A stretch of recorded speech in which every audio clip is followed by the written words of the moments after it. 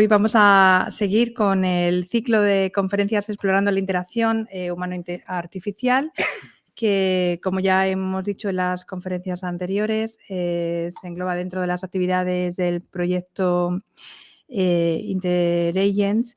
Y hoy tenemos como invitado a Alberto Murcia, que forma parte del equipo del proyecto y que pertenece o trabaja, mejor dicho, en la Universidad de La Rioja, UNIR, que nos va a hablar sobre espacios que compartimos con máquinas y la interacción que tenemos con ellas, ¿no? Y a partir de ahora dejo a Alberto. Vale, pues nada, muchas gracias, Mercedes, por la presentación y por darme la oportunidad de presentar el trabajo que ya advierto es un trabajo antiguo, es un artículo que escribí como hace 2 años o bueno, igual algo más, pero que no llegué a publicarlo y aparte lo dejé abandonado. En un momento determinado me cansé, lo dejé abandonado, que es algo que suelo hacer bastante con artículos que tengo hechos. Y entonces, pero el tema me interesa y luego lo hemos reciclado, concretamente en un artículo que se está ahora en revisión y que vamos a presentar en... ¿Dónde lo presentamos? Se me ha olvidado. En Santiago de Compostela. Que se me olvida todo, tengo una memoria tremenda. En enero lo presentamos en Santiago de Compostela, lo que es un resumen de ese artículo y, bueno, a ver si sale. Entonces, hay ideas de lo que voy a contar hoy que están recicladas en ese artículo. Entonces, bueno, no está todo perdido en realidad, pero bueno, este tipo de cuestiones me pasa siempre que cuando hago una presentación traigo cosas que no tengo muy claras con la esperanza de que alguien que escuche esto me lo arregle, ¿no? Entre medias, con alguna pregunta o algo así. Así que tomarlo como lo que es un trabajo en proceso, que en realidad llevo tiempo con ello, es un tema que me interesa bastante, que básicamente es la idea de qué sucede o qué debemos esperar a la hora de compartir espacios con máquinas autónomas.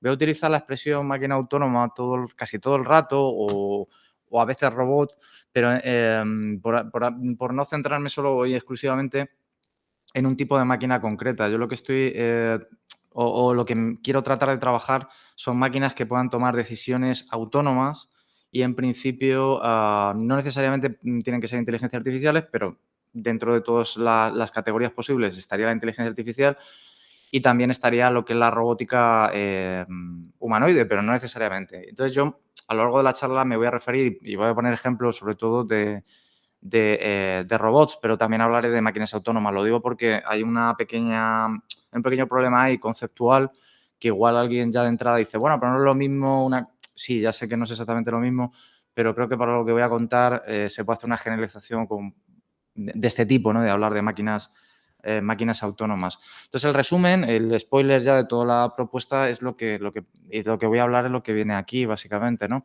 Creo que las máquinas autónomas actualmente tienen unas cuantas limitaciones que obliga a que transformemos los espacios que compartimos con ellas en propicios para la máquina. Voy a utilizar la palabra propicio como traducción de friendly, pero ya sabéis que no es exactamente la traducción, pero bueno, más o menos friendly propicio creo que más o menos capta la idea de que ese espacio facilita que se puedan llevar a cabo unas acciones que en otras circunstancias no podrían darse, por ejemplo, ¿no? Entonces, el asunto está en que transformamos los espacios para que sean friendly para las máquinas y eso va en detrimento de que el espacio sea propicio para el ser humano. Entonces, esto para atajar este problema, ¿no? Este problema de que necesitamos adaptar el espacio para las máquinas, nos sucede que nos trae dos consecuencias que probablemente sean indeseables. Una, que debemos entender los espacios de operación de la máquina como propiedad exclusiva del dispositivo, dado que esos espacios se convierten en inseguros para el ser humano. Esto ya lo hablaré más adelante, saldrá a lo largo de la charla, vaya. Y lo segundo, que debemos ajustar nuestra forma de entender, de comprender tal vez, ¿no?, el espacio compartido desde la perspectiva de la máquina, ¿no? Estas son las dos cuestiones fundamentales, pero insisto que creo que voy a tratar de desarrollar todas estas cuestiones a lo largo de la charla. Entonces, quiero empezar por un caso que siempre cuento en mis clases porque me pareció muy llamativo. No tanto la anécdota en sí, sino la explicación a la anécdota. Y sucede que en Rusia, durante una exhibición en la que una niña de 9 años jugaba contra perdón, 9 años, 7 años, jugaba con un brazo hidráulico que estaba conectado a una máquina para jugar al ajedrez. En esa interacción durante la partida, la niña aparentemente metió la mano en el tablero y el brazo hidráulico le partió creo que 3 o 4 dedos.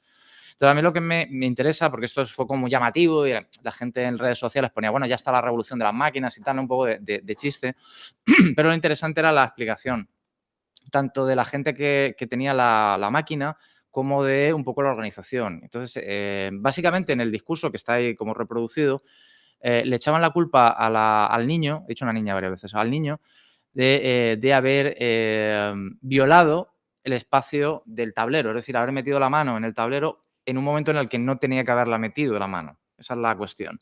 Entonces, le echaban, más o menos la idea era que la culpa la tenía la niña por haber hecho algo que no tenía que haber hecho, básicamente. Entonces, a mí me chocó mucho eso, teniendo en cuenta que el niño es un chico que, por lo visto, estaba entre los 30 mejores jugadores de ajedrez de su categoría. O sea, entiendo de su franja de edad, que será, no sé, alevines o algo así, el equivalente. Entonces, es raro que una persona que esté entre los 30 mejores cometa un error así, técnicamente, ¿no? Entonces, claro, la conclusión que yo saqué es que, claro, le están echando la culpa al chaval en lugar de pensar que el chaval estaba jugando perfectamente al ajedrez. El problema que está es que cuando tú juegas al ajedrez, igual que cuando tú juegas un juego, el tablero es un espacio compartido. Es algo que tú compartes con el resto de jugadores. Si tú estás jugando, el tablero no es de nadie. Es el sitio donde tú pones en común, digamos, una práctica. Pero en este caso no. Lo que no entendía el niño, lo que no entendió, es que el tablero ya no era un espacio común, sino que era un espacio de la máquina. Ya no le pertenecía. Y entonces él solo podía entrar eventualmente, ¿no? Cuando se lo permitía la máquina. Y este es el asunto que a mí mayormente me llamó la atención de esto, ¿no? Y entonces, bueno, aquí hay algo raro, ¿no? O sea, algo que debería ser un espacio compartido ya no lo es. Otro que son más comunes y lo habéis visto varias veces son los coches autónomos. En este caso son los robotaxis de Waymo. Waymo es una empresa que es filial de Alphabet, que es Google básicamente, que cada 2 por 3 tiene algún incidente. Y este es uno de ellos, uno de los muchos que suceden casi todos los días con Waymo. Y en este caso sucede que un taxi de Waymo atropelló a un perro, ¿no? Obviamente le mató. Entonces, las explicaciones que dio Waymo básicamente es que el operador humano, y a mí me encanta también la expresión operador humano, en vez del humano, sino el operador humano, no estaba atento, cosa que no necesitas estar atento cuando el coche supuestamente es autónomo. Claro, ya no lo llaman así, ahora ya no lo llaman autónomo, lo llaman semiconducidos, no sé qué. O sea, en realidad son palabrería para quitarte responsabilidad, básicamente. Pero la cuestión está en que decían que, bueno, primero el operador no estaba atento a lo que tenía que estar y lo segundo, que el perro tomó un camino poco usual, ¿no? Extraño, ¿no? Como, ostras, hizo algo que no debería haber hecho. Y esto nos da a entender que, bueno, probablemente a lo mejor tiene razón y el perro hizo algo que no tenía que hacer, como, yo qué sé, un conductor humano también lo puede haber atropellado. Esto a veces pasa, los perros los atropellan los coches muchas veces porque se escapan o no los ves o lo que sea, ¿no? Porque una máquina le podría pasar esto, ¿no? Obviamente. El asunto está en la explicación, lo de que tomó un camino inusual que nos da a entender que no, es que ese espacio ya no era de nadie, era del coche. Entonces el perro se metió en un espacio que pertenece a la máquina, no pertenece al humano, ¿no? Y por último, también que tiene que ver con Waymo, que por lo visto los robotaxis están volviendo locos a los vecinos, porque donde aparcan los taxis, por las noches los robots hacen un montón de ruidos. O sea, no está muy claro por qué, pero se les encienden las luces, se cargan las baterías y entonces parece que es como vivir con un árbol de Navidad de estos que ponen en Vigo, pero todo el año, ¿no? Y con muchos ruidos y demás. Entonces, lo que hacen los vecinos es sabotearlos. Ellos se ponen ropas para que no le detecten las cámaras y se ponen en su camino. Entonces, claro, como los coches se tienen que parar automáticamente cuando detectan un humano, pues les hacen se hace un stack de ellos, se hace hacen colas de ellos, entonces los estropean. Entonces me hizo gracia esto de lo que decía Waymo, ¿no? Como una empresa en general, nadie en concreto, dice que no se van a esforzar para ser buenos vecinos, ¿no? O sea, como, ¿podremos ser amigos alguna vez? ¿Podremos coexistir? Bueno, nos vamos a esforzar por ser buenos vecinos, ¿no? Algo un poco extraño. Vale, entonces, algunas apreciaciones sobre lo que he ido comentando, aunque ya creo que ya las he mencionado. Lo primero, que parece que el robot o la máquina autónoma necesita, para funcionar de manera eficiente, un espacio que no comparte con el humano. Segundo, que debemos ajustar nuestra mentalidad, nuestra forma de pensar sobre el mundo, a la perspectiva de la máquina. Pongo entre comillas perspectiva porque no considero que la máquina tenga ninguna perspectiva en concreto, ¿no? Pero la idea es un poco para explicar, aunque sea de manera metafórica, la idea, ¿no? De que no podemos actuar bajo nuestras coordenadas, sino con las coordenadas tal vez de función de la máquina. No sé si expresarlo así específicamente, pero lo que tienes que hacer es ajustar a la máquina. Pero esta ajuste no solamente para que la máquina puedas usarla o funcione de manera correcta, que también, pero no solamente eso, sino que en realidad lo que tienes que ajustar es el concepto mismo de relación. Para nosotros básicamente está, aunque, o sea, admito que todos tenemos problemas para establecer claramente qué es una relación y cómo funcionan, sí que al menos tenemos bastantes intuiciones de cómo funcionan. Y en este caso, yo que sé, siguiendo el ejemplo del ajedrez, tú tienes claro que cuando juegas el tablero no es de nadie. Por eso cuando tiras el tablero, ¿no? Que se dice ¿no? Cuando juegas un juego de mesa y vuelcas la mesa, es porque aquí se acabó el juego. No estás diciendo esto se acaba para todos, no para mí solo, sino esto se va a acabar para todos, porque destruyes el espacio en común. Entonces, en este sentido, lo que nos plantea es establecer unas relaciones diferentes sobre algo que tenemos en común. En este caso es el espacio. Entonces, aquí hay algo raro porque parece que la máquina se tiene que apropiar de ese espacio y se apropia para que sea funcional convirtiendo el espacio en favorable, ¿no? en friendly, ¿no? para la máquina. Y desde mi perspectiva, aunque luego lo matizaré, siempre que tú conviertes un espacio en amigable, en propicio para una máquina, lo dejas de convertir en propicio para un humano. Y ya insisto que luego matizaré esto, ¿vale? Entonces, vale, y esto sucede por las limitaciones que tiene la máquina, o sea, los problemas que tienen las máquinas autónomas, en realidad, y que no están resueltos y que normalmente no se suelen mencionar cuando hablamos de problemas de ética, porque no parece que sean problemas de ética, parece que son problemas más que tienen que ver con ingeniería. Es decir, son problemas que suceden y que, bueno, tarde o temprano vendrá un ingeniero a solucionar esto, pero claramente esto no es un problema ético, porque las relaciones personales no son un problema ético y la compartir espacios no es un problema ético. Da un poco esa intención muchas veces cuando esto no suele aparecer o está subsumido dentro de otros problemas más generales, como si esto fuera algo menor, ¿no? Porque, como digo, parece que son problemas más que tienen que ver con ingeniería y probablemente nunca o poco o nada con la filosofía, tal vez, ¿no?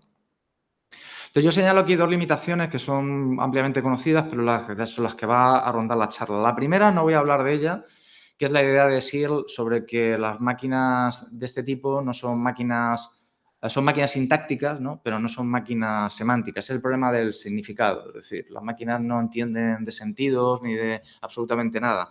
No lo necesitan en principio, pero aquí está el artículo de Brooks, bastante conocido, de Intelligence Without Reason, en el que básicamente habla de esto, ¿no? Tú puedes tener máquinas que son inteligentes pero necesitan razonar, propiamente dicho, y son perfectamente funcionales, ¿no? Y toman decisiones por su cuenta y no necesitas complicarte la vida. Es un problema serio, pero no es el problema. Pero voy a otro problema que es de Denez, que es el frame problem. Voy a decir frame problem y a veces diré problema de encuadre. No sé exactamente cuál es la traducción, porque yo siempre lo encuentro en inglés y no he encontrado ninguna traducción exacta. Es como el problema de encuadrar o algo así, pero bueno. En cualquier caso, que según Denez, aunque ya aparece en Dreyfus y también hay otros ingenieros en este caso sí que encontraron le dieron nombre al problema, sí que es un problema que parece que es más fundamental. Voy a explicar un poco por encima qué es el frame problem con el propio artículo, lo que dice en el propio artículo de Denez, que es muy conocido, Cognitive Wheels, en el que básicamente el problema que plantea es que hay un robot que digamos que solo tiene una cuestión que hacer y es que tiene que recargar sus propias baterías como para sobrevivir, ¿no? Para mantenerse con vida o algo así, ¿no? Entonces, él está en un tren y sabe que la otra batería está en otra habitación, entonces en otro vagón del tren. Entonces, cuando va al otro vagón del tren, encuentra la batería y tiene una orden solo, que es como saca la batería o algo así, ¿no? ¿Qué sucede? Cuando saca la batería está sobre un carrito y cuando tira del carrito va una bomba sobre la batería, entonces explota. Muere iba a decir el animal, el animalico. Muere el robot se destruye el robot, ¿no? Porque no es capaz de darse cuenta que cuando saca la batería también saca la bomba con ello. Entonces dice, bueno, volvemos a la mesa de trabajo y decimos, bueno, pero cuando tenemos que ver ¿qué implicaciones tiene que el robot haga una acción determinada? Entonces tiene que pensar, bueno, si mueve el carro, entonces se va a mover la batería, se va a mover también la bomba. Entonces, ¿cómo programamos esto? ¿Cómo hacemos que el robot sea capaz de tener implicaciones relevantes sobre sus propias acciones? Entonces, la segunda cuestión que dice Denez es que si de repente empezamos a meterle todas las implicaciones que deberíamos meterle, necesitaríamos un montón de potencia de programación. Porque los robots no tienen, y esto lo veremos ahora, sentido común. Entonces, no tienes que explicárselo todo. Si tú le dices que, si tú, por ejemplo, tienes un vaso, o sea, una botella de agua y un vaso y echas el líquido, como humanos ya tenemos, por sentido común, sabemos que el líquido ya no está aquí y que está aquí. Pero una máquina no sabe eso. Le tienes que explicar que cuando tú le has echado el agua, aquí tienes que ponerle un valor que es botella vacía, básicamente. O líquido cero o alguna cuestión que indique que eso está vacío y que el vaso está lleno y va a permanecer lleno. Entonces, resulta que necesitas una potencia de procesamiento altísima para meter todas las implicaciones. Y la tercera es que tiene que ver un poco con la anterior de velocidad de procesamiento. Vale, lo voy a poner aquí para que la tengáis, por cierto. Vale, bueno, el problema de encuadre básicamente esto, son las implicaciones relevantes a una acción, ¿no? Entonces, es un problema puramente epistémico y que, según Denez, va al núcleo sintáctico de la máquina, va más allá incluso de lo que dice Searle, ¿no? Ya, bueno, sabéis que Searle y Denez se llevaban un poquillo mal, vamos a decirlo. Vale, entonces los problemas que suceden son los de infraanálisis, que era lo que es el primero básicamente, es como, bueno, hago algo y no tienes en cuenta ninguna implicación. Sobreanálisis, que es esto análisis-parálisis que se dice muchas veces, tienes tantas opciones que necesitas una capacidad de procesamiento altísima que, bueno, a lo mejor se podría solucionar en algún momento, pero parece ser que no, que es exponencial, porque qué es y qué no es relevante es la última, es esta cuestión, es qué es y qué no es relevante cuando hacemos una acción. Para nosotros tenemos algo que no está muy claro de dónde viene, que es el sentido común, que, bueno, se supone que está elaborado a partir de, o sea, está construido a partir de nuestra propia evolución y no solamente nosotros, sino de todas las especies con las que compartimos esta idea, cosas que no necesitamos pensar a la hora de hacer una acción. Por ejemplo, si yo quiero mover una mesa aquí, en esta habitación, que las paredes sean blancas no es relevante para mí. Pero es que ni siquiera lo tengo en la cabeza, es irrelevante. O sea, totalmente no tiene ninguna implicación en mi propia acción que las paredes sean blancas, que sea de día o que París sea la capital de Francia, por ejemplo. O sea, no lo tengo ni siquiera en mente porque no vale de nada, no importa, ¿no? Que a mí una máquina se lo tienes que explicar y al explicarlo tienes que crear un montón de código para que esto al final no lo considere, o sea, simplemente para que no lo considere. Ese es un problema que afectaba sobre todo a la inteligencia artificial sintáctica, que no es la que actualmente es más, digamos, es la puntera actualmente, ¿no? Porque ahora estamos hablando sobre todo de o redes adversariales o inteligencia artificial generativa, que utiliza otro tipo, la que utiliza entrenamiento por redes neuronales, básicamente, ¿no? O sea, son las que ahora triunfan. Entonces, este problema afectaba enormemente a la de expertos, a la sintáctica, a la antigua, pero sigue afectando a la actual. Y es un problema que no se ha resuelto. Es decir, no es un problema sobre implicaciones que no se ha resuelto. Y hay tres interpretaciones que se hacen actualmente sobre el frame problem. El primero es sobre la GOFAI, que era la Good Old-Fashioned Artificial Intelligence, es decir, la inteligencia artificial de expertos, que es la idea de si podemos programar la inteligencia. Que esto ahora casi nadie, no sé si casi nadie, pero digamos que se discute menos cuando se habla de esto. Luego las otras dos cuestiones eran la de qué es el sentido común, que esto ya lo ha planteado Dreyfus en los años 70, y la última, que es la de Denez, que es la que plantea Denez, cómo sabemos distinguir qué es relevante, ¿no? Estas son las tres preguntas, digamos, claves dentro del frame problem, siendo la última, la de Denez, la que probablemente sea la que la gente que trabaja en ingeniería es la que se pregunta a sí misma. De hecho, estas son algunas de las últimas reformulaciones del mismo problema, que hasta donde yo sé, el tiempo que le dediqué a investigar el asunto, no se ha resuelto. Hay alguna manera de resolverlo, que es cambiar, por ejemplo, la lógica monódica por lógica no monódica, y parece que eso hace que funcione algo mejor, pero no acaban de resolverlo. Porque el asunto es que lo que resuelve a la vez genera otros problemas distintos y al final no acaba de quedar claro para una máquina qué es relevante o qué no es relevante propiamente dicho. O qué implicaciones relevantes tiene que haga alguna cosa y no otra. Esto es lo que decía antes, lo de la monotonicidad, parece ser que de alguna manera arregla, alivia un poco el problema, pero no lo acaba de resolver. La IA Gen se supone que tiene menos problemas con esto porque por la forma en la que trabaja, pero sí que demuestra que lo sigue teniendo cuando alucinan. Muchas veces las alucinaciones, que se dice esto también, que es bastante falso, no tener alucinaciones propiamente dicho, pero bueno, lo que se llaman alucinaciones suelen ser signos o de que hay un fallo del encuadre, porque tienen que ver con la relevancia habitualmente. O sea, y las alucinaciones además aparecen cuanto más tiempo tarda. Estás hablando, por ejemplo, con una máquina como ChatGPT, cuanto más hablas en la conversación, más fácil es que empiece a perder el encuadre, ya no sabe de qué estás hablando. También lo suelen solventar esto bastante porque cuando tú metes un prompt, le indicas en general cuál es el encuadre que quieres. Entonces, facilita este problema precisamente, pero parece que no lo resuelven. Es un problema que no acaba de ser resuelto. Y además también porque la IA Gen no suele ser unas máquinas que se relacionen con la vida real. Trabajan con, sobre todo la función de la IA Gen es trabajar con proposiciones, es decir, con proposiciones que son verdaderas o son falsas, pero no tienen que contrastarlas ni con la realidad, los cogen de su base de datos, entonces no les importa demasiado, o sea, porque no tienen que relacionarse directamente con humanos. Luego matizar un poco esto, ¿vale? Porque sí que hay un punto ahí de relación que es importante que se ve en esto, cuando tú mantienes una conversación con bastante tiempo. Pero en principio pueden solventarla porque tú le haces una pregunta y habitualmente son preguntas que lo que hacen es buscar en su base de datos y las traen, ¿no?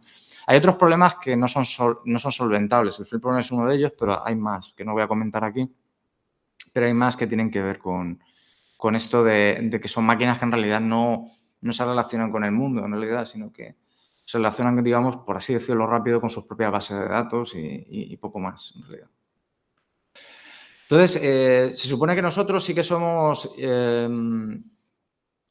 organismos adaptativos. Entonces, hay una frase que encontré hace relativamente poco, porque no había leído el libro de Quark and de Jaguar, de Hellman, que dice que básicamente cuando un organismo es adaptativo es porque tiene un entorno que tiene suficientes regularidades, es decir, se mantiene más o menos estable casi siempre, pero o sea, porque de esa manera es la manera que tienes de explotar ese entorno y aprender sobre él, porque si estuviera todo el rato cambiando sería imposible que aprendieras, porque no podrías encontrar esos patrones de regularidad, por ejemplo, ¿no?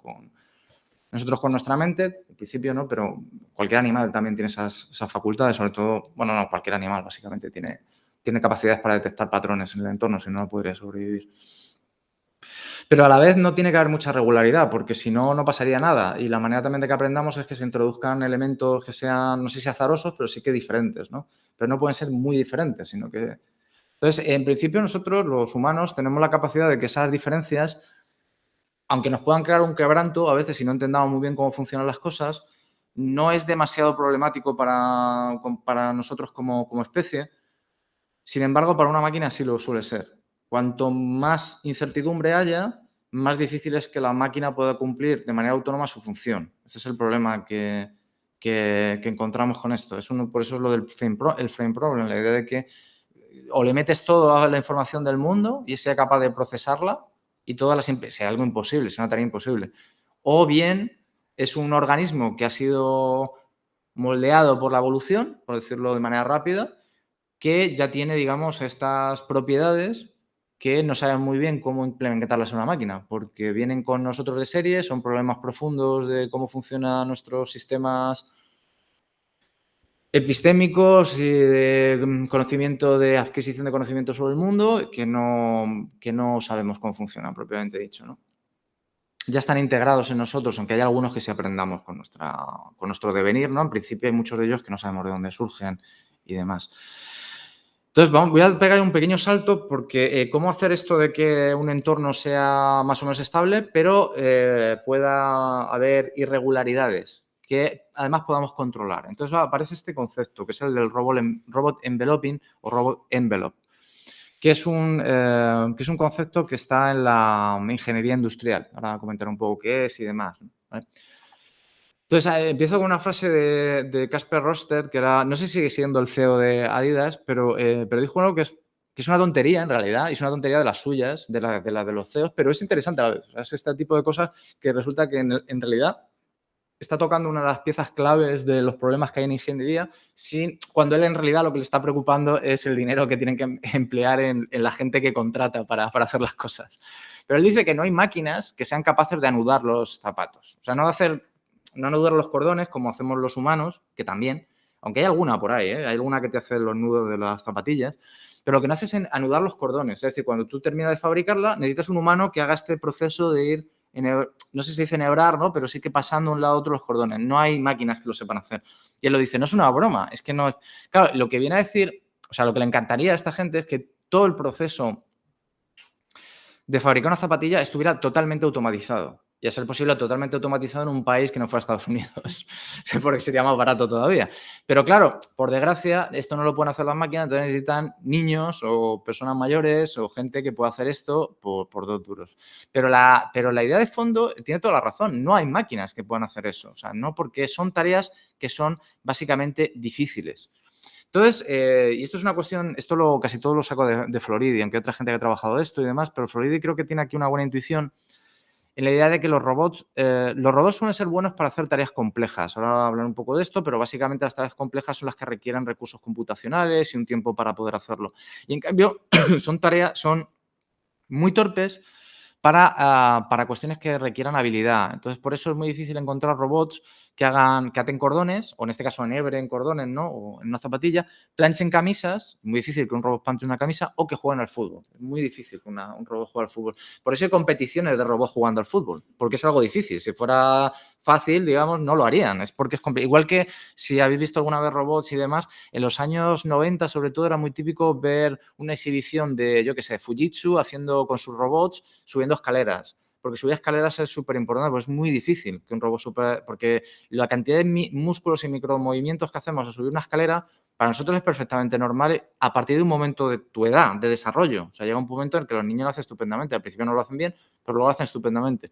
Pero una máquina lo hace fatal y los robots siempre lo han hecho fatal. Entonces, que un robot suba una escalera es como, wow, vaya logro, ¿no? Increíble, ¿no? Entonces, son buenos para las tareas complejas, malos para las tareas difíciles. Entonces, ¿qué es una tarea, digamos, compleja? Una que cada paso puede ser especificado por un conjunto de reglas. Esa es la idea. Hay una definición también de Gell-Mann que he copiado porque, bueno, esto básicamente sí que lo dice casi cualquiera que trabaje en ingeniería informática, porque es la definición de ingeniería informática, de lo que es la complejidad. Entonces, Gell-Mann luego lo adapta a procesos biológicos y demás. Pero, bueno, no solo procesos biológicos, vaya, sino también procesos en el universo en general y de la información. Pero, básicamente, la idea de que un proceso complejo es el tiempo que una computadora toma, ¿no? Para resolver un cierto tipo de problema. Esa es la complejidad. O sea, digamos que la relación que hay entre el tiempo y los pasos es la complejidad. Cuanto más tiempo y más pasos tiene que dar, más compleja es una tarea. Se supone que esa es la idea, ¿vale? Luego esto tiene como muchos matices que hay cosas que yo no llego, vaya, porque para mí son muy complejas, nunca mejor dicho, sobre este tipo de cuestiones, porque no acabo de entender muy bien cuáles son ciertas relaciones que se tienen que dar extras para que esto se cumpla, pero básicamente una tarea compleja es cuánto tiempo tardaría una computadora, también nosotros somos los que computamos en realidad, cuánto nos llevaría a nosotros, por ejemplo, en pasos y tiempo llevar a cabo una tarea. Entonces, insisto, se supone que hay una relación en que cuanto más tardas, más complejo es algo. Entonces, las máquinas son buenas en tareas complejas y si tú consigues que una tarea sea compleja, la máquina no va a tener problema en hacerlo en principio. Puede tardar más y a lo mejor hay un problema de recursos y de computación, pero en principio debería poder hacerla tarde o temprano, ¿no? Entonces, por eso las máquinas son muy buenas jugando al ajedrez o jugando al Go, porque son tareas que no son muy difíciles, porque mover piezas no es muy complicado, en realidad, pero tampoco es muy difícil. O sea, no requieres, de hecho, completamente abstracto. Tú no necesitas ni siquiera tocar un tablero para jugar al ajedrez, mientras que son tremendamente complejas. Por otro lado, el grado de dificultad sí se relaciona con la pericia y es un grado, la dificultad la medimos muy en términos antropomórficos, porque es como nuestros cuerpos se relacionan con la realidad, con lo cual Las tareas que requieren, yo que sé, motricidad fina, pues son tareas, por ejemplo, difíciles, ¿no? Y para una máquina son muy difíciles en ese sentido. Entonces, eso también tenéis que entender como que no es solo complejo y solo difícil, sino que hay gradación. Hay tareas que son más complejas que otras y son tareas que son más difíciles que otras. Esa es la idea. Por eso las máquinas, lo que plantea, lo veremos, que lo que plantea Floridi es transformar lo que es difícil en complejo. Entonces, transformar eso, por decirlo de alguna manera, transformarlo en datos e información que la máquina pueda procesar. Entonces, en ese sentido, lo que consigues es trasladar lo que es complejo en difícil, ¿no? Vale, las máquinas lo que suelen hacer es esto, o sea, lo que ponen aquí, lo de la idea de que aparentemente son capaces de aprender a nadar solamente leyendo los libros, cosa que no es posible, claro. Tú no puedes aprender a nadar solamente leyendo libros de cómo nadar. O sea, esa es la cuestión. No tienen nunca un conocimiento experiencial. No importa que la máquina sea, por ejemplo, un robot que se relacione con la realidad. O sea, en principio tienen este problema, no pueden aprender de la realidad. Lo que aprenden es incorporando a sus programas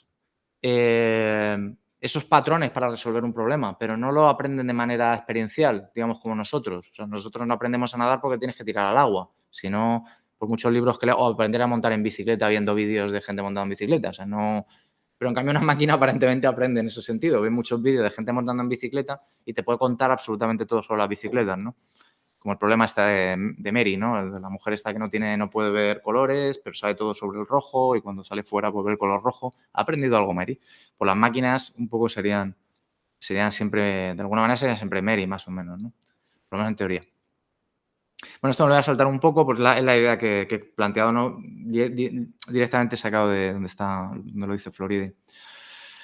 Los niños y cualquier persona humana con nuestro mundo que además hemos creado para nosotros, pues puede resolver casi cualquier tarea difícil, o al menos puede intentarlo. Otra cosa es que le salga bien perfectamente, pero cualquier persona humana que más o menos no tenga ningún problema de movilidad puede jugar al fútbol. Aquí nadie dice de jugar bien al fútbol, me refiero simplemente a llevar a cabo la actividad. La actividad no es muy difícil para nosotros, en términos generales, jugar al fútbol. Jugar bien sí, pero es otra cuestión.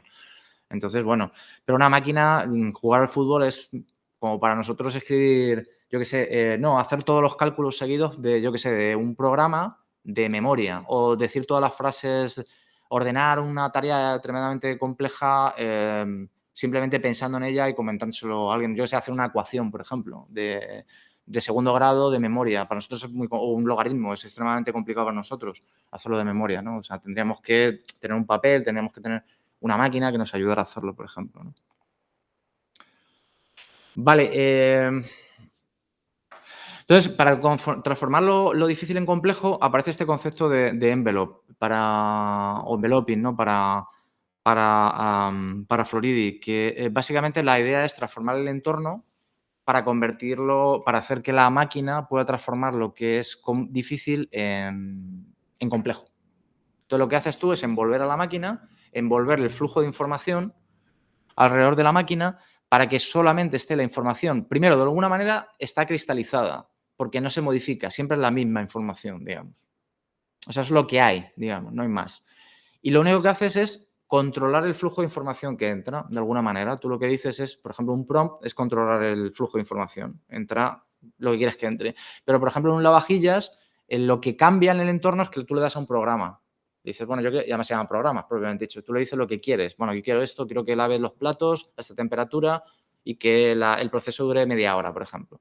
Vale, tú le metes lo nuevo, esa información nueva, o sea, ese pequeño cambio. Pero ese pequeño cambio está controlado, no es azaroso, ni tú puedes obligarle a que sea azaroso, sino que tú le dices que quieres hacer una cosa concreta que ya está previsto. Para eso lo que haces es envolver a la máquina. Entonces, lo que haces es convertir el espacio en favorable para la máquina. Insisto que esto es lo que se llama enveloping, es un concepto que aparece en la ingeniería industrial. Propiamente dicho, el término en ingeniería industrial es robot envelope, básicamente. Han hecho hace poco hicieron una traducción, no me acuerdo del autor, porque además es un tipo así como muy, muy brillante. Pero pero no me acuerdo el nombre de esta persona. Y hizo, por ejemplo, en la traducción creo que lo llamaba envolvente. A mí no me gusta mucho el término envolvente, pero bueno, está bien. O sea, en realidad se entiende. La idea es lo que envuelve a la... Pero es que no, en realidad no lo envuelve, porque a veces estamos hablando simplemente de aire, que o sea, no hay nada en realidad. Pero eso se llama también envelope, es lo que envuelve a la máquina. Pero bueno, en cualquier caso, puede ser, por ejemplo, en el caso de un lavaplatos, la caja del lavaplatos es el envelope. La caja del móvil es el envelope del móvil, por ejemplo, lo que hace que la máquina funcione. Ahora esto. Pero puede extenderse más allá de lo que, en términos metafóricos, sería la piel metálica de la máquina. Puede ir mucho más allá y, por ejemplo, el envelope de una máquina que gestione un almacén de Amazon es todo el edificio. Todo el edificio se convierte en la envoltura de esa máquina. Este es un ejemplo clásico de un brazo hidráulico y lo que es el envelope. Si os fijáis, todo es este círculo, esto que es como un comecocos, que es alrededor, ese símbolo que es como una C, todo eso es el envelope de la máquina. Y lo que te indica claramente es que tú no te puedes meter ahí. Si tú te metes ahí en un momento determinado, la máquina no va a reconocer que tú estés ahí y probablemente te mate. Porque más un brazo mecánico, la cinética que tiene es brutal, entonces te puede dar un viaje y te mata. De hecho, es extremadamente peligroso meterse en donde está una máquina operando. Entonces, ese espacio está pensado y diseñado para que la información esté siempre controlada y la máquina no falle, cumple su función. Pero en el momento en el que haya un elemento que no esté pensado que se introduzca, se pone en peligro el funcionamiento de la máquina y a la vez se pone en peligro eso que ha entrado. Si es un humano, probablemente pueda morir, ¿no? Luego tiene esto, el concepto este de Death Zone, pero bueno, no importa demasiado. Yo lo puse así resaltado porque queda como muy de clickbait. Pero en realidad la Death Zone es que es la zona a la que no puedo operar. Que en el dibujo, por ejemplo, el propio círculo que hay alrededor de la máquina es una Death Zone porque ahí no puede llegar, no alcanza. Entonces, si un humano se colocara aquí, también moriría, vaya, pero a lo mejor ahí se salva un poquito. Sería como meterse debajo de las ruedas de un tren. Y a lo mejor, bueno, a lo mejor tienes suerte y sobrevives. Pero básicamente es la Death Zone. Las tecnologías inteligentes, como las llama Floridi y otros, son aquellas que reproducen el comportamiento humano, pero no cómo hacemos las cosas, sino el resultado de un comportamiento humano. Entonces, un lavavajillas lo que hace es lavar platos, por ejemplo. ¿Cómo lo hacemos los humanos? No, lo hacen de otra manera. Y lo que hace la caja es que permite lavar los platos. Esa es la idea. Lava los platos y los deja limpios, pero no lo hace como un humano. Si nosotros viéramos platos limpios, no sabríamos si lo ha hecho una máquina o lo ha hecho un humano, porque el resultado es parecido. No hay mucha diferencia. Hombre, el que tenga callo viendo cómo se lava un plato y lo hace un lavavajillas, hay como signos de detección. Pero en principio, o sea, que decir, cuando tú lavas mucho, por ejemplo, vasos de cristal o cristal, ¿no? Con un lavavajillas, pues se empieza a poner sucio, ¿no? Y tal, y bueno, ya dices, bueno, esto lo has lavado con lavavajillas, ¿no? Y que muchas veces los lavavajillas no te los dejan tan limpios como si lo haces rascando a mano. Pero básicamente no hay mucha diferencia, no es la idea. Entonces, la lavavajillas funciona con la caja y si no hay caja no funciona de manera eficiente. Esta es la idea de esto. Pero muchas veces la función de la máquina lo define la caja, que es la idea, ¿no? El envelope. Esto es interesante. Y sobre todo en ingeniería muchas veces la caja es la que, en realidad, la que te hace que eso funcione. Un lavavajillas se funciona sin la caja, en realidad. No sin toda la caja, pero si tú tienes la circuitería y los depósitos que echan agua y demás, tú puedes tener un lavavajillas. Lo que pasa es que no funciona bien, no es funcional. Siempre un ordenador lo puedes sacarle las tripas y ponerlas encima de la mesa y funciona, pero no funciona igual de bien y además se puede dañar, que también es un problema. Entonces, necesitas la caja, necesitas la envoltura para que funcione, pero la envoltura en realidad es cristalizar la información y dejar que solo entre la que tú quieres que entre, en realidad, en términos de diseño. Hay aquí otra que está muy interesante, que es una máquina para planchar. No sé si es muy buena o no, pero EFI es una máquina que te plancha la ropa. Tú la metes y lo que hace es algo que esté extremadamente complejo, ¿no? Difícil para una máquina, lo convierte en complejo. Entonces tenemos esto, ¿no? La EFI contra un robot que te planche, ¿no? De una empresa. Bueno, pues lo interesante de esto es que de momento gana EFI, porque hizo una demostración, no era exactamente planchando, pero hay alguna por ahí planchando de Tesla, de doblando la ropa, que también es una tarea bastante difícil para una máquina.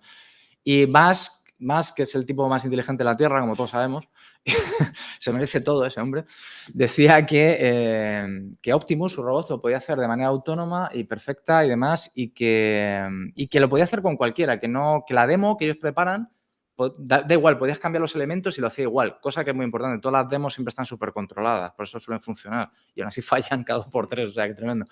Pues en este caso, básicamente, el problema que hubo cuando hizo la demo, como muchas de todas las de los robots que vemos, es que fuera de campo, y de hecho se le coló en el campo, una persona con una máquina manejando al robot. O sea, estaban manejados como son marionetas, en realidad. Y además había justo la posición de la mano exacta y comparativamente era la misma. Pero bueno, luego se supo, ¿no? Esto pasa con todo. Entonces, de momento, Si queréis planchar y comprar una máquina de planchado, EFI es mucho mejor que comprar un robot, o sea, básicamente. Y probablemente un robot jamás planche bien, jamás. Por otra parte también porque hay cierta obsesión de que los robots sean como humanos, con lo cual esto no sería necesario. O sea, es más eficiente EFI, que no parece un humano para nada, que tener un robot humano. En otras palabras, es más eficiente crear una máquina que haya envuelto el espacio de manera apropiada para hacer la tarea que una máquina que supuestamente hace de todo. Ese es el problema que tenemos, ¿no? No hay máquinas que hagan de todo. Esa es una de las cosas graves que hay con la robótica contemporánea. Sobre todo las que pretenden ser humanoides, ¿no? Vale, lo que decía los almacenes. Igual no es la mejor imagen, pero en términos generales los almacenes de Amazon están automatizados. Algunas veces dicen que un 80%. Entonces, los humanos lo que hacen es que hay una máquina, sobre todo ellos llevan, bueno, máquina o máquinas, pero ellos llevan sobre todo un detector que les dice qué tienen que hacer, o les llega a lo mejor un carrito que está automatizado con un montón de cajas y las tienen que ordenar, pero no las ordenan como ellos quieren y ni siquiera las ordenan como las ordenaría un humano, las ordenan como la máquina te dice que tienes que ordenarlo. Con lo cual tú te conviertes en esa pieza de una máquina, como cuando se criticaba en la revolución industrial que los seres humanos éramos parte de una máquina, lo que no puede hacer la máquina. Bueno, pues esto es exactamente igual. O sea, lo que haces es lo que no puede hacer la máquina, que es a lo mejor transportar, es agarrar y empaquetar y poner el paquete en un sitio. Porque el agarrar es lo que las máquinas hacen peor, pero peor de lo peor. Porque es lo más difícil, porque, bueno, por mucho motivo no voy a explicar ahora, pero es de lo más difícil para una máquina es agarrar, propiamente dicho. Vale. Voy un poco más rápido. Ronnie Brooks, por ejemplo, que es un tipo bastante interesante, plantea algo parecido, pero no lo traigo porque Ronnie Brooks también nos venda sus productos, que son para manejar los almacenes, aunque su explicación es muy buena comparativamente con la de Amazon. Pero, por ejemplo, si veis, ellos lo que hacen es, o sea, es como un robotito que te acompañan, tú dejas los paquetes, los humanos son los que lo cargan, entonces le dan un botón y la máquina va hasta donde hay otro humano para que cargue los paquetes por otro lado, pero para que los humanos se muevan lo menos posible. La idea es esa de fondo. Entonces, acompaña, pero tiene unos caminos como muy determinados la máquina. Con lo cual, pues Ronnie Brooks sí, una u otra cosa no, pero siempre tienen en mente lo que es la seguridad. Ronnie Brooks es de las primeras personas que empezaron a trabajar con robots teniendo en cuenta que los robots tienen que estar situados, ¿no? Y no intentar copiar la fisonomía de un humano, sino que podían ser de cualquier otra manera. Y les daban muy pocas instrucciones a los robots y los robots hacían cosas por su cuenta, interactuaban con el entorno y aprendían por su cuenta. Claro, el problema que tiene esto fundamentalmente es que tienes que elegir o crear robots que vayan por su cuenta y aprendan del entorno a saber qué, y a lo mejor cosas no útiles, a que un robot te sirva para lo que supone que es un robot, que es para que tenga una función. Entonces le tendrás que dar órdenes concretas. Y cuando le das órdenes concretas, pues te pasa lo que vengo diciendo hasta ahora, el frame problem, problemas de semántica, problemas que no podemos resolver bien. Una cosa interesante es que inventó la rumba, fue uno de los que inventó la rumba Brooks, pero la rumba, curiosamente, que es de los mejores artefactos que conviven con nosotros, robóticos, tienen muchos problemas también porque no están diseñados, están mejor diseñados para espacios diáfanos, o sea, casas pequeñas con muchos objetos malísimas, la rumba es malísima, y lo ideal sería que las esquinas no fueran esquinas, sino que fueran círculos como un iglú. Pero claro, la forma de encofrado de los edificios requiere que sea así, con lo cual no hay manera. Entonces, la rumba funciona bastante bien. Lo que decía Brooks es que, a pesar de todos los errores, tienen uno que es fundamental que no suceda, que es el de que la rumba se caiga por las escaleras, porque ahí se pondría un fallo brutal, entonces con lo cual no... Además, podría herir a alguien. Brooks está obsesionado con esto. Entonces, bueno, para ir terminando ya, volver al mundo para las máquinas autónomas, ¿no? Que es la unión de estas dos cuestiones. Básicamente nos sucede, voy a poner el ejemplo de los coches, aunque esté puesto, ¿no? De otra manera, pero lo voy a explicar rápido. La idea está en que ¿cómo podemos hacer que los coches autónomos funcionen 100% bien? Esa es la idea. Entonces, hasta ahora es que el espacio donde conducen es un espacio mixto. Estamos los humanos y están las máquinas. Pero dan errores constantemente y producen muchos problemas. Entonces, lo ideal sería envolver absolutamente todas las carreteras para que toda la información estuviera destinada a que las máquinas se movieran de manera autónoma. Eso implica que los humanos no podrían ir por las carreteras, eso supone que tenemos que construir pasos elevados, sino que no hubiera pasos de peatones, o sea, que no hubiera nada que pudiera de alguna manera interferir con el flujo de información ya pregenerado de alguna manera o con las rutinas de entrenamiento que ya están asumidas por la máquina, básicamente, ¿vale?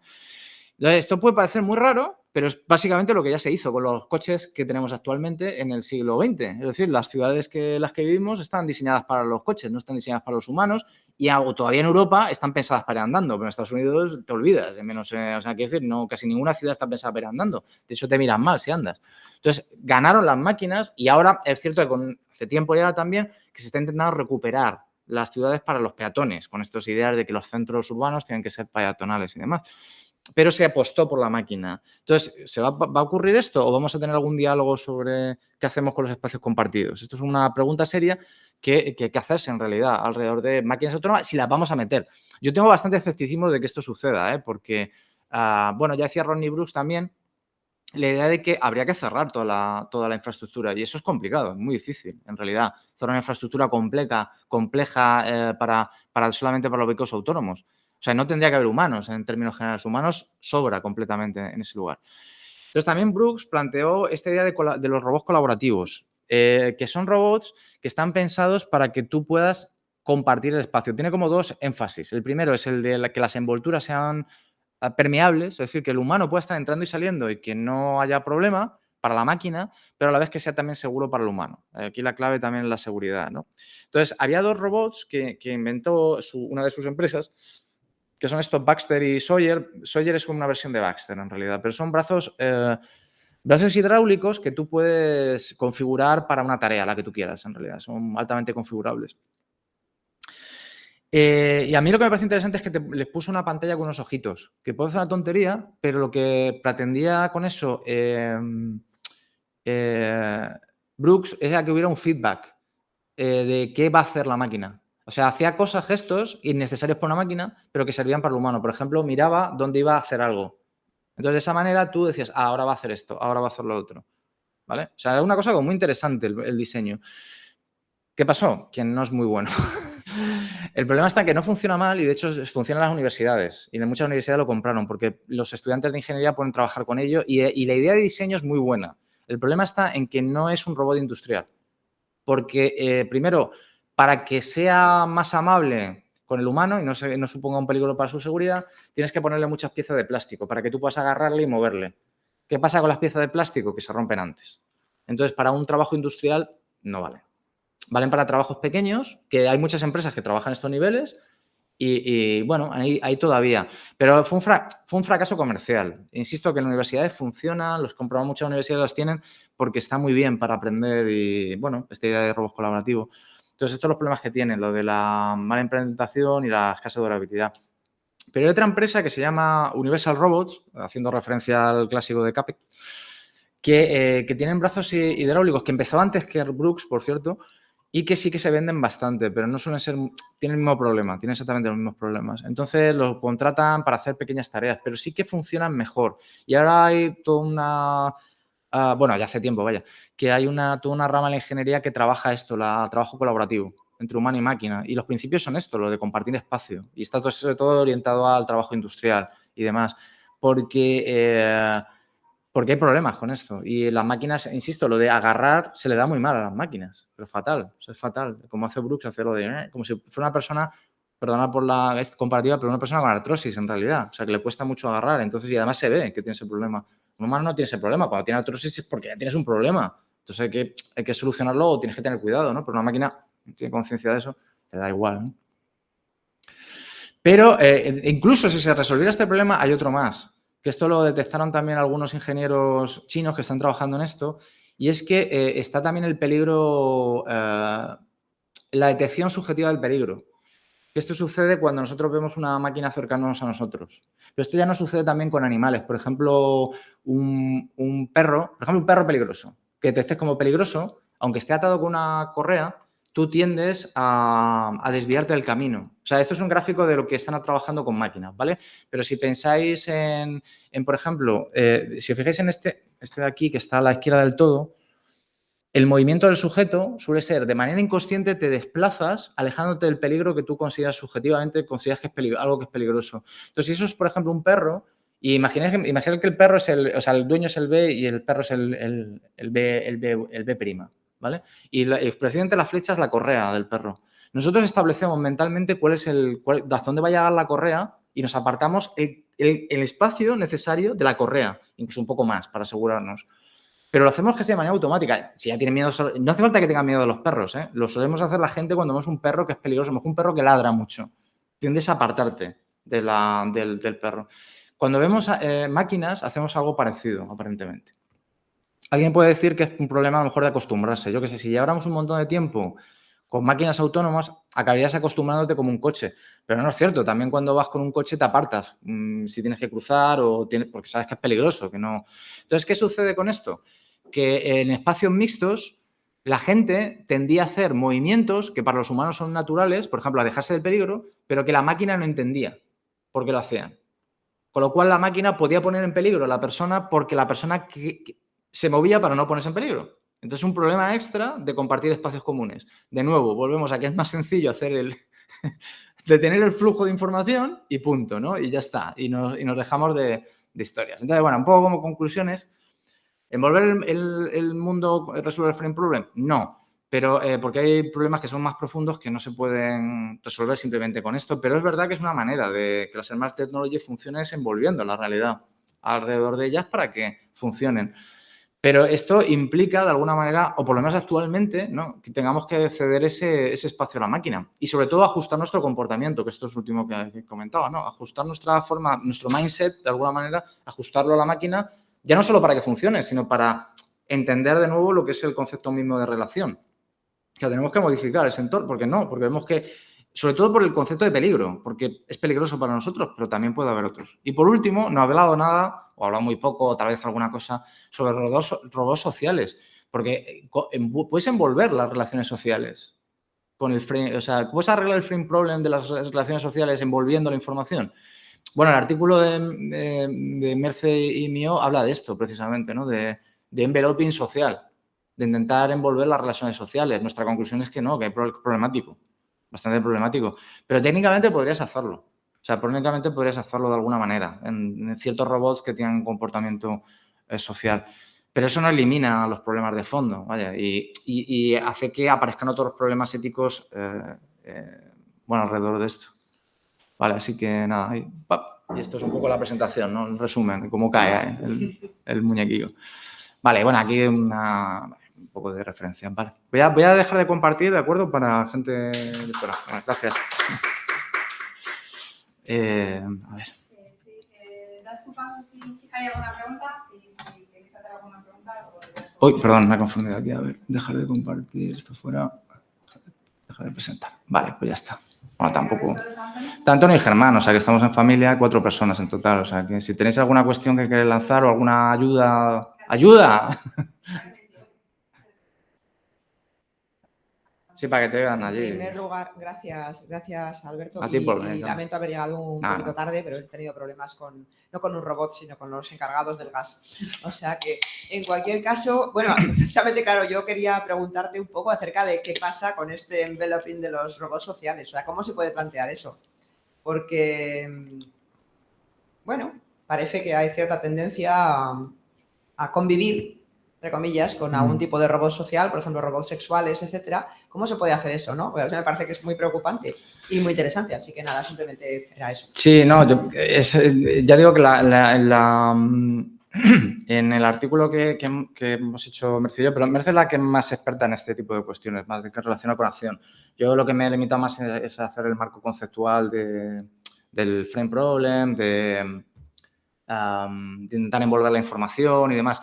Entonces, un poco lo que sí estuvimos viendo, utilizando un ejemplo de una serie de televisión que es de Rehearsal, en el que básicamente lo que intentaban es que una persona se comportara como una máquina, propiamente dicho. Y entonces lo que nosotros detectamos es que había una especie de enveloping social, la idea de que todas las relaciones sociales estuvieran de alguna manera programadas en esta idea de convertir lo difícil, que sería una relación social para nosotros es tremendamente difícil.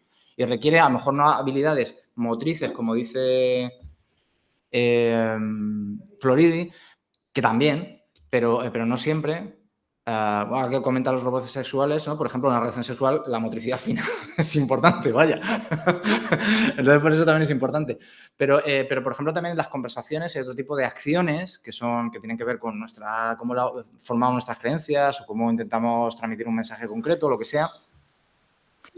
que pueden, de alguna manera, ¿cómo se dice esto? Envolver la situación. Entonces, lo que hace, por ejemplo, en The Rehearsals es intentar hacerlo, digamos, a fuerza bruta, que es establecer todas las posibilidades que hay en una conversación humana sobre un tema concreto para conseguir un fin concreto y envolverlas, dándole a la persona, no es una máquina, es una persona a la que le intentan enseñar a través de practicar una y otra vez, una y otra vez, una y otra vez, todo lo que es una interacción social con una persona en las series que él le quiere decir a una amiga que no tiene un título. O sea, porque la amiga piensa que él es licenciado, creo, o algo así.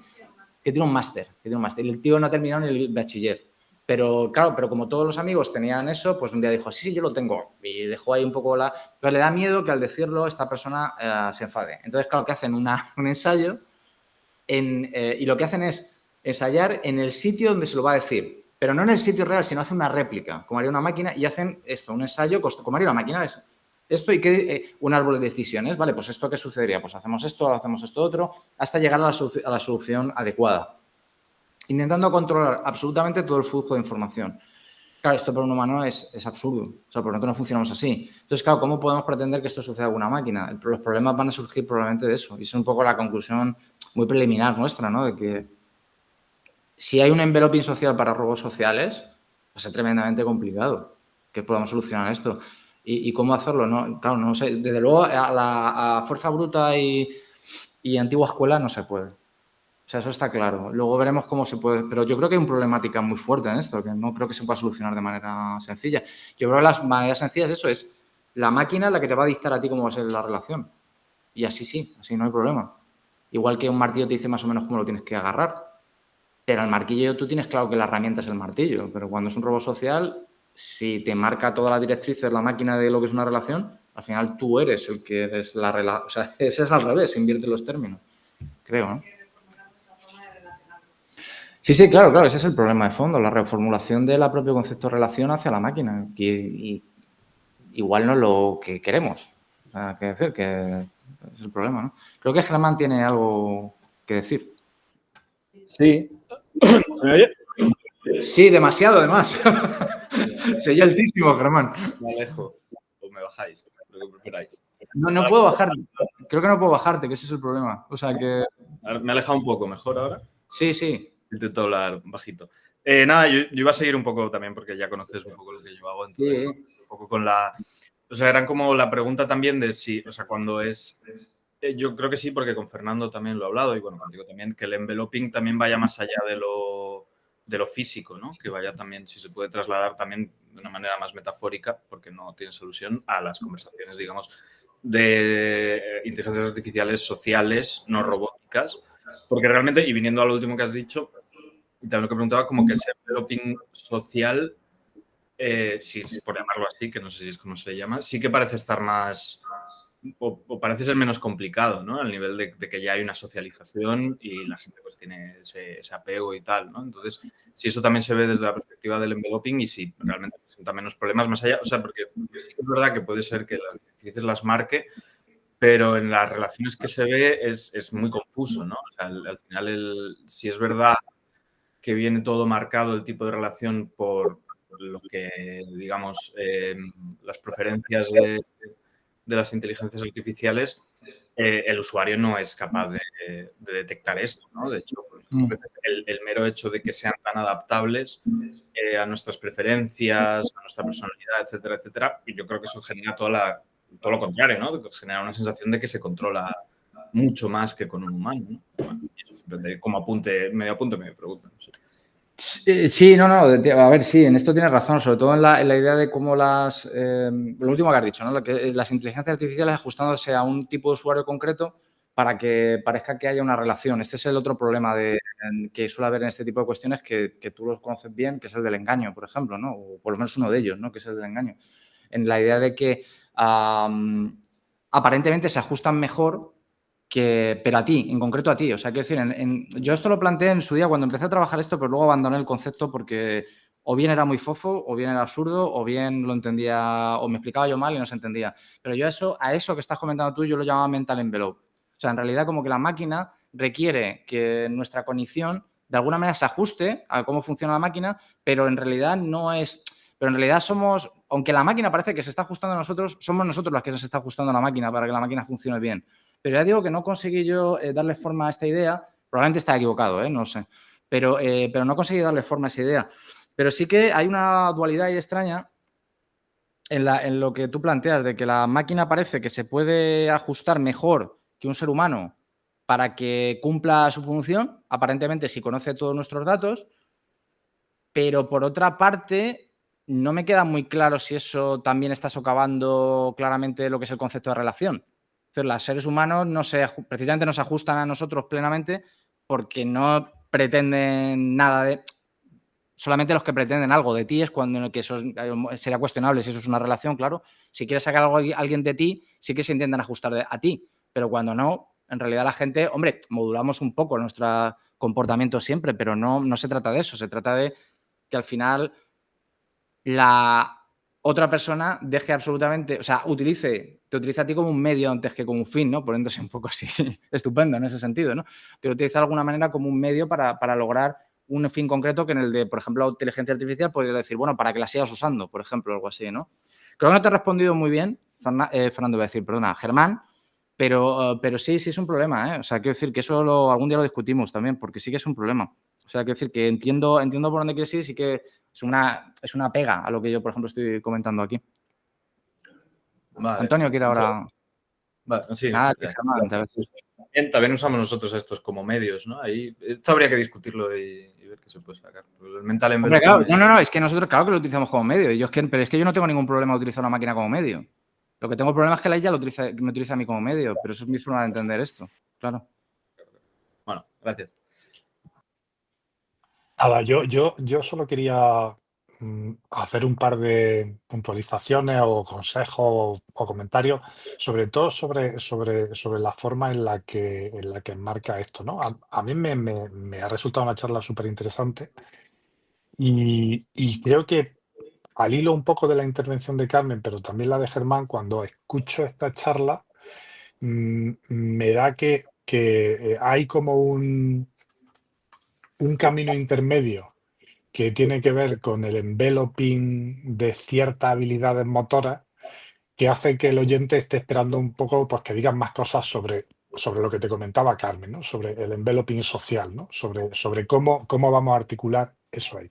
Pero al margen de esto, que es algo que ya estás diciendo y que tiene que ver un poco con la estrategia que puedas seguir para organizar esto de cara a paper, etcétera. O sea, yo lo que te diría es salta directamente al enveloping social, porque lo mismo son cosas que a un nivel de complejidad no son enteramente comparables, ¿vale? Pero lo que te quería decir es que como plantear la tesis es algo así como que cuando habilitamos un espacio para la tecnología, para estas tecnologías, lo hacemos menos habitable o menos amistoso para los seres humanos. Así, en general. A mí esto me parece una tesis fuerte o me parece demasiado fuerte. Y yo lo plantearía de otra forma, quizás diciendo que cuando habilitamos un espacio para estas tecnologías hay cosas buenas que estamos ganando al habilitar ese espacio y hay otros riesgos. Y entonces, en el trade-off este que va a darse entre cada tecnología es donde está un poco el punto interesante en cada uno de los contextos. No sé, por ejemplo, Carmen ha sugerido el contexto de relaciones interpersonales con una vertiente o con un matiz sexual, ¿no? El caso de los robots sexuales.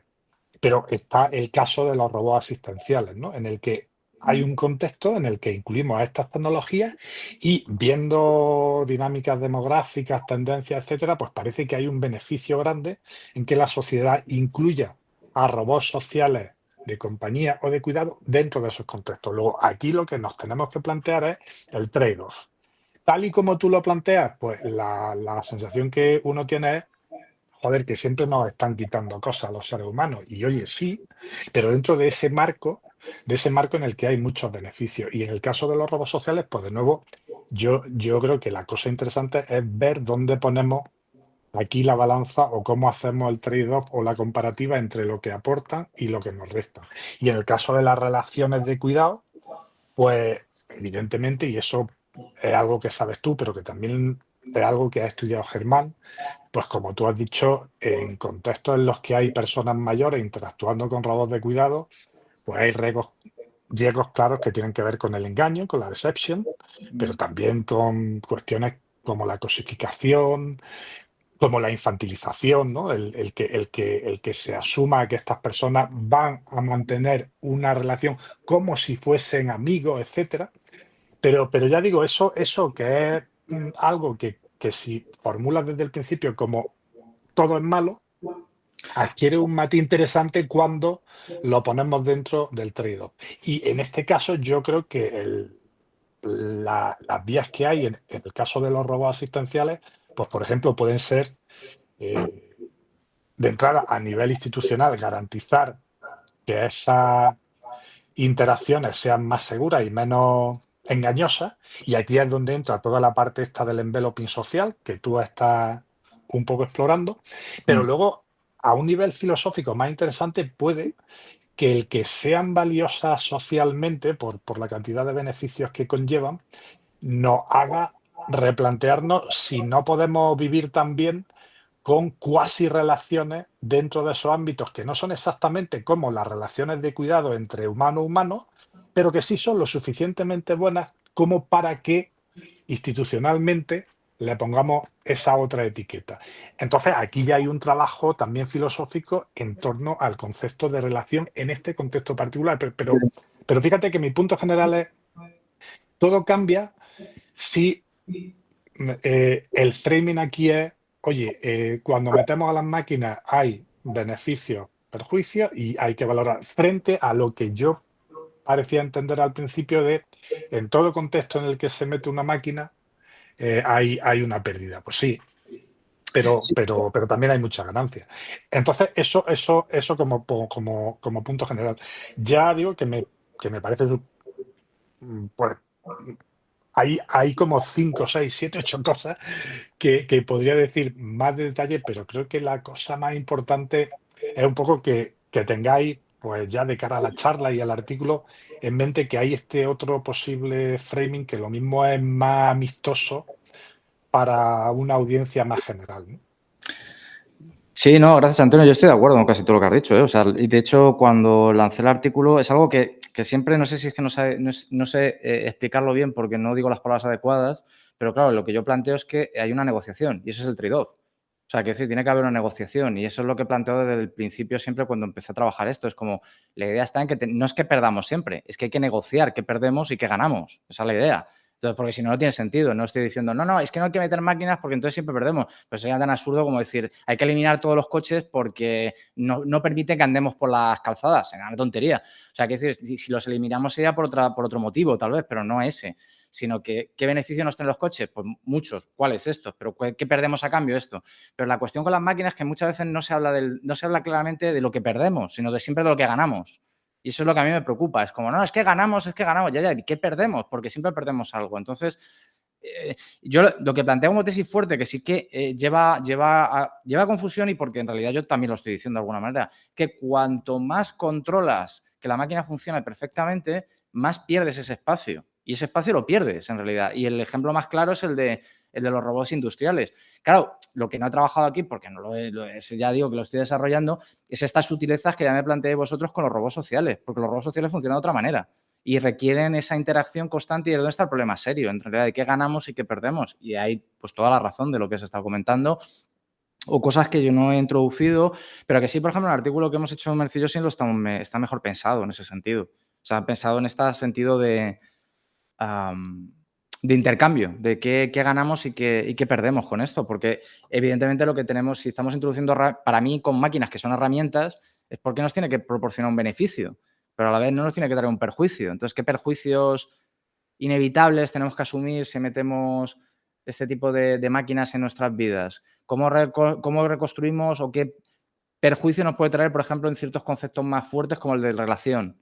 Has mencionado alguna cosa de estas que no voy a repetir, ¿no? Sobre engaño o infantilización en términos de robots para el cuidado. Sí, o sea, les traigan muchísimos beneficios, pero resulta que seguimos tratando a los ancianos como niños. Entonces, igual no sería adecuado o hay que replantear esto a la hora de diseñarlo, ¿no? A mí me preocupa más el tema del diseño, es que siempre me he ido por ahí, no sé por qué.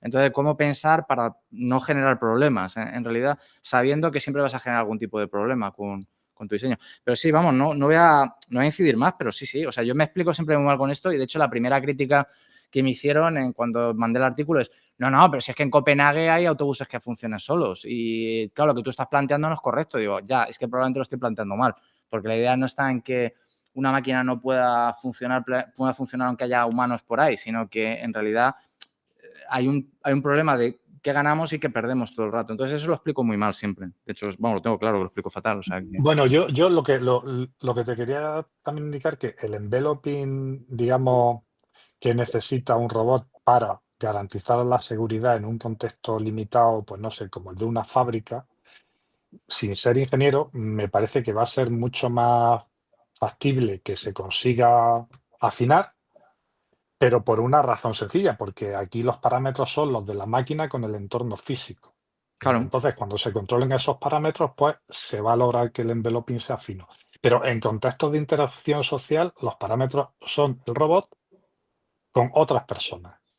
Es decir, que Bueno, en realidad son hace dos. que Son la también, cosa... no es el correcto del todo, porque son las personas, pero también es el entorno. O sea, quiero decir, Sí, el por entorno es supuesto. fundamental. Entonces, quiero decir que por eso... Pero contando con que no hacen daño físico, o sea, contando con que se pueda controlar eso, que yo creo que es plausible que en un Sí, futuro cercano se pueda controlar con robots bueno, sociales a un nivel, el que ellos sean capaces de entender los scripts de ciertas relaciones sociales muy básicas, eso va a ser mucho más difícil. ¿Por qué? Porque, como tú bien decías, la complejidad que tiene eso a la hora de procesar información, pues va a ser muy, muy, muy... Y luego también lo que hemos visto en el grupo de lectura. Es decir, que no todas las relaciones se modelan igual en cada cultura, ¿no? Lo que aquí entendemos como proximidad amistosa, en otra cultura es: oye, no te acerques tanto, que me estás... Luego hay un montón de matices aquí que van a ser complicados de meter dentro de ese enveloping social. Pero era solo eso, Alberto. No, y muchas gracias. Sí, la verdad es que, o sea, hay que decir que sí, que ese es el problema, esas son las claves. Y los robots social, por eso no lo he metido en la charla, porque no es algo que tengo menos trabajado. Entonces, yo en su momento empecé a estudiar bien lo del tema del frame problem y luego empezar a pensar en esto que, insisto, llamaba yo mental enveloping, pero que es un concepto que no acaba de funcionar luego. Aunque en los artículos estos de la gente que trabaja con los problemas de cómo reaccionamos cuando se nos acerca un vehículo, por ejemplo, autónomo, sí hablan de mental enveloping, pero es una cosa que se han sacado de la manga para intentar explicar lo que es sus propias soluciones a los problemas de este tipo. Pero básicamente, pero sí, pero vamos, tienes razón. O sea, que en ese sentido sí. Como decía Nar, que siempre le cito en estas cosas, estamos trabajando en ello, así que ya en algún momento pondré los pies sobre la mesa.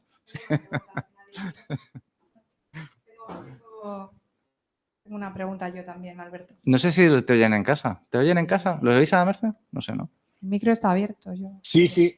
Vale. Bien. Gracias, Antonio. Tiene que ver con todo esto de los espacios también y de cómo se diseñan los espacios, porque estaba pensando que en un momento de la presentación has dicho: los niños y los humanos podemos hacer cualquier tarea difícil y los robots pues tienen...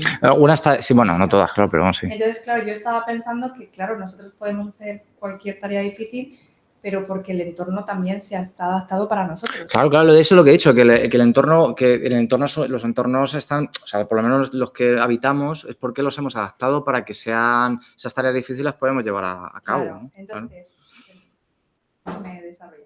Sí, perdona. Entonces, el entorno está adaptado para que nosotros podamos hacer tareas difíciles, pero, por ejemplo, cuando alguna de nuestras habilidades está mermada, por ejemplo, en la piscina que tengo yo en la urbanización, hay una rampa y hay un espacio para hacer una piscina enorme. Han hecho una piscina muy pequeña porque han hecho una rampa de 3 pasillos para poder bajar sillas de ruedas a la piscina. A las personas que no necesitamos esa rampa y podemos utilizar escalera, nos molesta, podríamos decir, tener esa piscina pequeña porque está hecho ese espacio para que otras personas que tienen ese problema puedan transitar y llegar a la piscina, ¿no? Y tampoco es tan diferente ese diseño de espacio, que estamos hablando de humanos, con el diseño de espacio que tenemos que hacer para poder estar con robot. Es decir, que nosotros nos hemos acostumbrado y hemos aceptado esa convivencia. Entonces, ese diseño de espacio ya no es que tengamos que adaptar nuestras acciones o que nos pueda perjudicar, simplemente que no es tanto el que se está cambiando el espacio, según lo entiendo yo, sino que se están cambiando las reglas que se utilizan para actuar en ese espacio, ¿no? Sí. Nosotros aceptamos que haya rampas porque hay gente que los necesita, porque eso dice algo sobre nosotros como personas. Sin embargo, no aceptamos que haya rampas que nos quiten espacio vital para un robot. Pero a lo mejor ahí el cambio no es el diseño, o sea, no es aceptar un diseño o aceptar que nos están poniendo, mermando nuestra agencia a la hora de actuar, sino aceptar que hay unas reglas que están cambiando en cuanto nosotros nos desenvolvemos en un espacio en el que ahora también hay máquinas con las que tenemos que participar. Por ejemplo, el que has puesto de la rumba tú, ¿no? Si yo tengo la rumba limpiando por casa, yo tengo que aceptar que las esquinas no me las va a limpiar bien y eso pues a lo mejor no entra dentro de la utilidad que yo podría pedir, pero también tengo que aceptar que yo no puedo dejar a mi hijo jugar en el salón cuando está la rumba jugando, o sea, limpiando. Por lo tanto, ya tengo que estar cambiando las reglas de convivencia de casa. Claro. Cuando el robot está ahí. Y ya no es simplemente una cosa de diseño de espacios, sino de cómo nosotros interactuamos entre nosotros y con los robots dentro de un espacio. Sí, bueno. Entonces, por eso me estaba planteando que a lo mejor el problema ya no es tanto de diseño, sino de aceptación de esa nueva reglas, normativa o lo que sea, de convivencia con unos seres que antes no estaban y que ahora están empezando a participar dentro de nuestros espacios sociales. Ya, sí, tienes razón. La cuestión está en que yo no negocio con la rumba. La rumba me lo impone. Esa es la cuestión. La rumba me impone que tenga que ser así. Si yo, por ejemplo, quiero poner una rampa en mi comunidad de vecinos, lo hablamos y decimos, oye, ¿lo ponemos o no lo ponemos? Es que todos somos humanos y entendemos que hay gente que tiene problemas de movilidad y lo ponemos... Espera. Y eso tampoco se negocia, perdona, que hay una normativa de la comunidad que te dice a ver, que la democracia funcione mal, o sea, es otro tema. Pero quiero decir, la idea de fondo en los entornos democráticos es que discutamos sobre nuestras cosas que son públicas. Ese es el asunto. Otra cosa es que luego no se hagan o que la gente imponga. Vale, pero es que la rumba, por diseño, me impone que haga ciertas cosas. Entonces, si yo, por ejemplo, tengo que decirle al niño, ¿por qué te voy a decirle yo al niño eso? Entonces, claro, la única manera es un poco lo que hablamos justo antes de los trade-offs, del intercambio. A mí me compensa dejarme imponer ciertas cuestiones de diseño porque me limpia la casa y funciona, y entonces yo qué sé, le digo al niño que no esté en el salón para que la rumba limpie, o como decía un estudiante... siempre me acuerdo de esto, me pareció graciosísimo. Decía, en nuestro piso, vivía en Leganés, por lo visto el chaval, y dice, en nuestro piso, cada vez que ponemos la rumba, tenemos que sacar los muebles. Entonces, ostras, al final estás trabajando tú para la rumba, en el fondo, ¿no? Para que la rumba limpie. Entonces, si tú aceptas que eso es beneficioso... Pero hay una tercera opción, que es decirle al niño que juegue con la rumba. ¿Cómo? ¿No? Sí, es decirle al niño, mira, no juegas con tus juguetes en el salón, pero puedes jugar a que la rumba te persigue. Y ahí estás integrando la rumba dentro de tu Pero es que la rumba no la va a perseguir como si fuera un... O sea, es decir, la rumba no te va a hacerlo, la rumba te va a evitar todo el rato. Está la opción de no verlo como nosotros y ellos, sino como...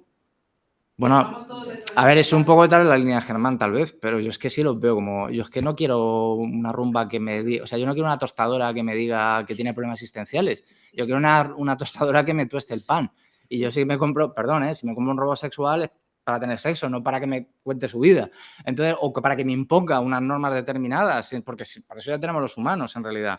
Entonces, quiero decir que sí, o sea, entiendo lo que dices y tienes razón porque en realidad es una cuestión muchas veces de trade-off, pues eso, ¿me compensa hacer esto? Sí, pero creo que uno de los problemas fundamentales está en que si yo introduzco esos objetos, tengo que aceptar que para que funcionen bien tengo que ajustarme a lo que ese objeto me demanda. Pero un humano dentro de cabe puedo discutirlo, si esto es así o no, o puedo llegar a un acuerdo. Entonces, yo creo que ese es de los problemas serios que hay de fondo. Que sí, que te doy la razón en cierta medida, pero bueno. Pero es que luego estaba pensando también que, por ejemplo, para un humano, Si tú, por ejemplo, quieres hacer que el entorno se adapte al robot, es que estamos pensando todo el rato, por ejemplo, en un robot, o podemos pensar en un robot antropomórfico, pero es que en realidad no es la idea. La idea es que pueden ser robots que pueden tener cualquier tipo de forma y tenemos que ajustar el entorno a esa forma específica. Entonces, en algunos momentos podemos encontrar, creo que podemos encontrar problemas serios con ese tipo de perspectiva, pero bueno, sí, claro. O sea, te digo que a mí lo que me parece más así es el problema de qué ganamos y qué perdemos. Y en el caso de la rumba, desde luego los que no tienen que ajustarse tanto son la gente que tiene las casas diáfanas y sin casi objetos en el suelo. Entonces eso gana automáticamente porque está ajustado muy bien. Pero en cambio los que no, o no la compras o en realidad acabas trabajando para ella, en el fondo. Entonces, ¿te compensa si te limpia bien la casa? Pues a lo mejor sí, ¿no? No sé. Bueno, pues si no hay más preguntas, yo creo que lo vamos a dejar aquí. Muchas gracias por... Nada, a vosotros, gracias por las preguntas y demás. Y a vosotros, Antonio y Germán, por venir, gracias.